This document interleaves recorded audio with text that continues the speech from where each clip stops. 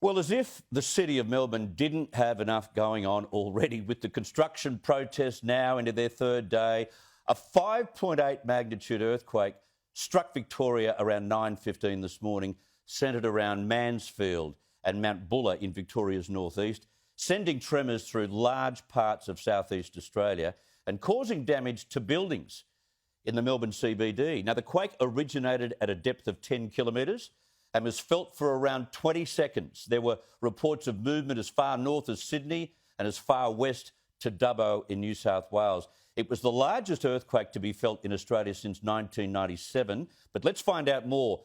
We swapped the epidemiologist for a seismologist tonight. Joining me is Wayne Peck from the Seismology Research Centre in Melbourne. Thank you for your time. So this quake has had a very wide geographical impact. What's that due to?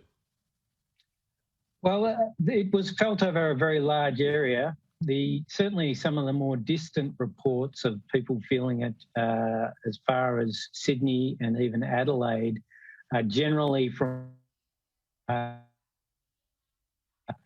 in situations where they're more likely to feel an event, so at the top of tall buildings.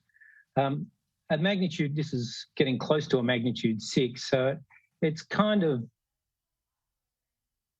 felt out over the area we would normally expect it to be felt.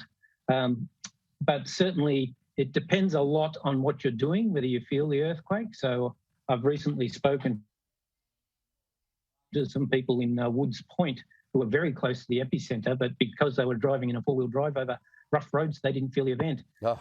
Because lots of us are in lockdown and at home in quiet environments, it's been widely felt. Now, this part of Victoria, is it a known earthquake zone at all?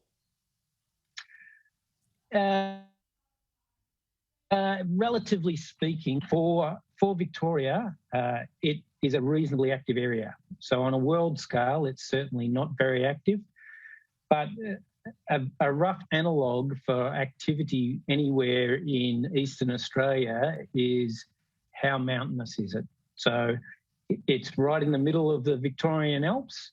So you can expect that compared to other areas, certainly out towards Mildura, say, or in central Australia, where you don't have the same topography, you generally don't have the same amount of hazard.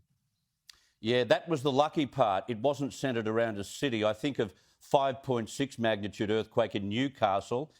That tore that city apart. It wasn't centred around a city. They were very, very lucky. But as for magnitudes, when was the last that we had one at 5.8?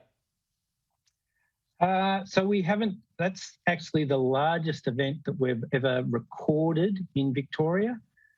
We've got recorded events going back to probably the early 60s or so, was when the first instruments were set up in Victoria. There were some very early instruments actually set up at Melbourne Observatory around 1890s, 1900s, but those events were more focused at looking at distant earthquakes, and they actually did a very poor job of recording local events. So since we've had good instrumental recordings, this is the largest that we've had on the land in Victoria. Now, I get regular, and this tells you what a nerd I am, but I get regular emails from the Seismological Centre. I've noticed tectonic movement today in New Zealand, Chile and Japan. Are they linked at all? It's very hard for us to draw a mechanism that links events around different parts of the world. We do know that earthquakes cluster in time and space, but tying down events internationally with events locally is really difficult. Right. And there are a lot of events every day. We have events around the world, most of which we don't hear about or don't get into the media because no one is injured or they're at depth at which they won't do any damage. And finally, how long should Victorians brace for tremors?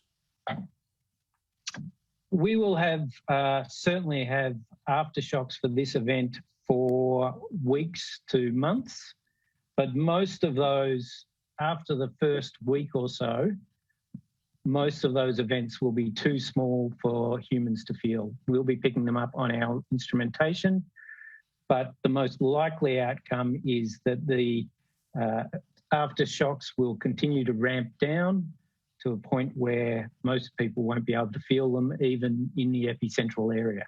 Okay, very interesting, fascinating stuff. Wayne Peck, thank you for your time. Pleasure.